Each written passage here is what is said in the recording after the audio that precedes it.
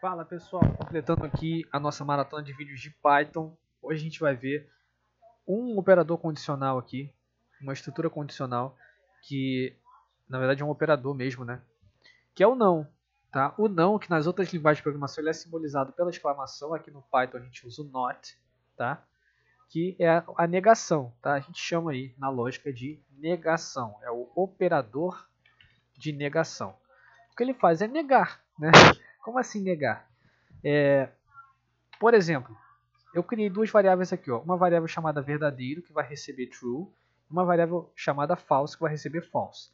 Muita atenção aqui, porque no Python, e só no Python, bom, até onde eu sei, só no Python é assim, nas demais linguagens você pode usar, você pode escrever false e true com letras minúsculas. Aqui dá problema, se tu escrever true com letra minúscula e false com letra minúscula, ele vai dar aqui referência não resolvida, tá? Então tem que colocar true. Se você está no PyCharm ou em qualquer outra IDE, ele já vai te avisar sobre isso, porque ele aqui fica laranjinha, ó, tá vendo? Ele já te avisa. Ele está implicando aqui, ó, sublinhado, porque se eu deixar uma linha aqui, se eu terminar nessa linha, eu preciso deixar uma linha aqui em branco para assumir esse azulzinho, esse verde aqui, né?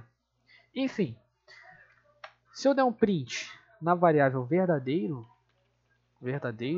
ele vai me retornar true. Beleza, está funcionando. E se eu der um print not verdadeiro? Not verdadeiro, não verdadeiro. O que vocês acham que vai acontecer? Ele vai retornar false. Beleza, ele está negando, né? Ele está invertendo a variável. Se a variável é verdadeira, ele vai retornar não verdadeiro, que é falso. Tá? Se eu colocar not false, né? Not false, vai inverter o false, ele vai me retornar true, verdadeiro, certo? Então, é basicamente isso, tá? Não tem mistério nenhum. Esse operador aqui ele funciona dessa maneira, tá? Onde eu coloco o not, ele nega a expressão completamente, certo? Então, eu posso usar isso também dentro dos ifs, tá? Que é mais comum até do que eu estou fazendo aqui. Eu estou usando ele fora das estruturas de condicionais, mas não é o adequado. Geralmente se usa isso aqui dentro das estruturas condicionais, tá? Por exemplo, nome igual a João, idade igual a 21. Se eu botar if nome, se o nome not, não, pera aí, deixa eu fazer uma coisa aqui. Existe outro operador que eu não falei para vocês, que é o operador diferente, tá? Que é o exclamação igual, ó, diferente, exclamação igual.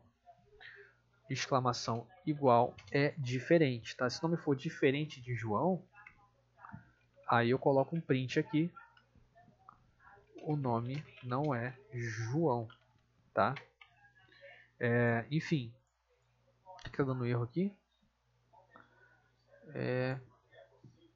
Deixa eu ver por que está dando erro aqui, gente. Espera aí.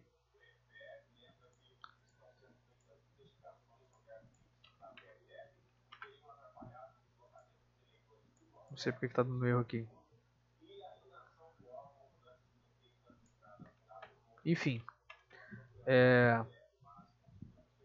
Deixa eu criar aqui uma estrutura. If nome for igual a João. Isso aqui a gente já fez na aula passada, né? Vou botar aqui os dois pontos. Dar um print aqui. O nome é João. Agora, olha só como é que essa aula vai ser de suma importância. Se eu tiver vários casos, né? Já pararam para pensar nisso? E se eu tiver um caso excepcional que não seja necessariamente um caso contrário? Como assim? Se eu tiver aqui, por exemplo, um nome igual a, sei lá, se eu tiver uma lista de nomes aqui que eu permita, né? Vamos fazer um programinha assim, ó. Permito a entrada. Não, vou fazer melhor, vou botar assim, ó.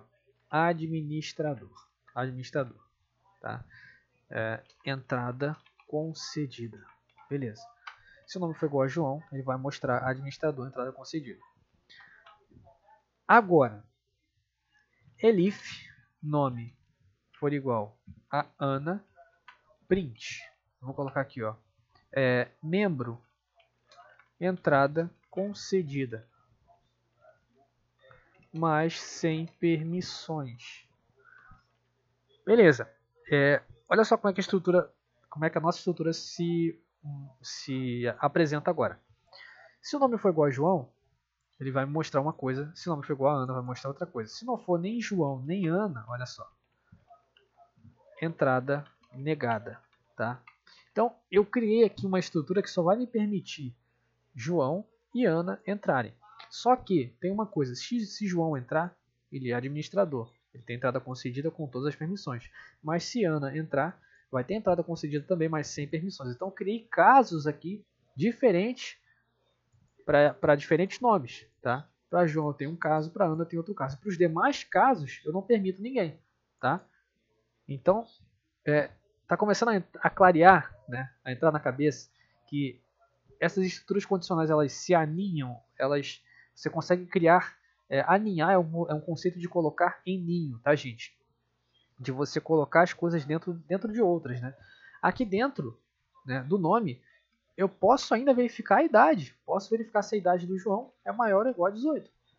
E se for maior ou igual a 18, eu posso pegar esse print, jogar aqui dentro, evidentemente respeitando, tá, a indentação. Olha só, se eu indentar desse jeito vai dar erro, porque eu estou dentro desse if, não desse if. Para eu colocar dentro desse if aqui, eu tenho que indentar de novo. Agora eu estou dentro desse if que está dentro desse if. Então isso é alinhar, tá? Isso daqui é colocar um if dentro do outro, certo? E nas linguagens de programação isso é completamente possível. Você pode fazer isso com qualquer estrutura, basicamente, tá? Então tá aqui, ó, print administrador, entrada concedida. Se não, else, print, vou colocar aqui, membro pleno, entrada sob vigilância, tá? Não faz nenhum sentido o que eu escrevi aqui, mas não é para fazer sentido o que eu escrevi, é para fazer sentido a lógica, né? A lógica tem que fazer sentido na cabeça de vocês, tá? Perceba que eu estou com um if dentro do outro, né? E vamos ver o que acontece se eu rodar isso daqui. O nome é João, a idade é 21, tá? Eu vou dar um run aqui. Administrador, entrada concedida. Ou seja, ele rodou esse código e esse código aqui, onde tem esse print. Se eu botar a idade igual a 5, e o nome continua sendo João, eu vou dar um run aula 5 aqui. Membro pleno, entrada sob vigilância, tá? Ou seja, ele rodou esse código aqui, tá? No caso, esse else aqui. Ele verificou se o nome é João, o nome é João. Verificou se a idade é maior ou igual a 18. Opa, não é. Então executou esse bloco aqui, tá? Beleza.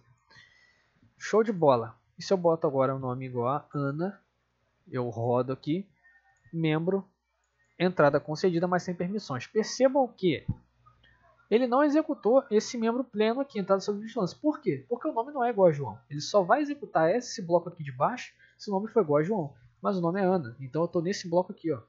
Se eu quiser fazer a mesma verificação daqui de cima, eu tenho que copiar esse bloco de código aqui e jogar aqui dentro, tá? Certo? Então, eu posso também, ó, não posso. Aqui no Python eu não posso fazer isso, tá? Não posso colocar if nome not João, porque o not aqui no Python a gente usa mais para pertencimento, tá? A gente vai ver mais para frente quando a gente for colocar nomes dentro de arrays, dentro de tuplas, né, de dicionários, a gente vai ver que a gente pode verificar se uma coisa está dentro da outra usando o not, tá? Que no caso é o não, certo? Mas como a gente viu, o não também serve para negar as coisas, certo? Então, eu não posso negar João também, porque João é uma string, não é um booleano, tá? Então eu não posso negar a variável João, porque é uma string, tá? Esses operadores, operador AND, operador OR, operador NOT, eles servem nas expressões lógicas. Eu vou até comentar isso daqui, ó. São operadores lógicos, tá? Eles servem para trabalhar com estruturas lógicas, beleza? Não é o caso aqui. Aqui eu estou fazendo uma simples verificação de variável, tá? Ele está verificando se o nome é igual a João aqui, certo? Beleza, então. Tá. Aí, eu posso fazer o seguinte também. Deixa eu dar mais uma olhada aqui no meu material, se eu consigo mostrar para vocês outra coisa aqui. Eu posso botar também aqui, ó, se o nome for diferente de João. Ó, se o nome for diferente de João, ele vai executar esse bloco de código aqui. Vou até fazer melhor, gente. Vou deixar o igual aqui. Deixar o igual. Vou deixar um elif aqui. Esse elif aqui vai ser elif nome diferente de João, tá? E aí eu dou um print. Acesso, entrada negada. Percebam que o efeito que isso aqui vai ter é o mesmo efeito do else, tá? Porque o else é o caso contrário. Se o nome não for João, eu já sei que ele vai executar esse else aqui, tá? Então ele vai dar entrada negada, né? Para esse caso, que é o caso que não é João, e o caso que não é João aqui em cima também, ou seja, é o mesmo caso. Então se eu executar isso, olha só o que vai acontecer. Ele vai dar entrada negada, vai executar o primeiro bloco que ele estiver vendo na frente. Por quê? Porque o efeito disso daqui, isso aqui é uma redundância, tá, gente? Não façam isso, que é escrever o código duas vezes praticamente. Não precisa criar um elif para o caso contrário, porque o caso contrário já é o else, tá? Então não precisa fazer um elif aqui. O elif, ele é um if, né? Ele é um if aninhado, tá? É um if excepcional, são casos excepcionais, certo? No vídeo que vem, no próximo vídeo, a gente já vai, antes de entrar em estrutura de repetição, a gente vai fazer um exercício das urnas, tá? Das idades de votação, tá? Quem está apto para votar ou não. A gente vai criar um exercício, né? Eu vou criar e vocês vão fazer um exercício para verificar se determinada pessoa pode votar ou não. Ela vai entrar com a idade dela, quantos anos você tem. Você bota a idade da pessoa e vai ver se ela pode ou não votar. Um exercício simples, tá? Básico aí, usando as estruturas condicionais, tá? E no próximo vídeo a gente entra com as estruturas de repetição, beleza? Então antes de terminar o vídeo, eu quero mostrar para vocês uma função chamada input. Input é a entrada em inglês, tá? Input é a entrada, certo? O input, ele vai perguntar para o usuário alguma coisa, o usuário vai ter que digitar. Ele pode guardar isso que o usuário digitou numa variável. Vou criar aqui variável igual a input. E eu vou colocar aqui, ó, digite qualquer coisa aqui. Entre aspas, tá? Porque isso aqui é uma string. Se eu rodar isso daqui, ó, digite qualquer coisa aqui. E realmente eu posso digitar, ó. Aí eu dou enter e não acontece mais nada, tá? Só que isso aqui está armazenado dentro dessa variável. Se eu quiser dar um print no que o usuário digitou, posso dar um print variável, tá? Aí eu dou um run aqui, digite qualquer coisa aqui, oi. Ele me mostrou o oi, tá? Que está armazenado dentro da variável. A gente vai usar isso daqui para fazer o exercício da aula que vem, tá? Então fiquem de olho nisso, tá?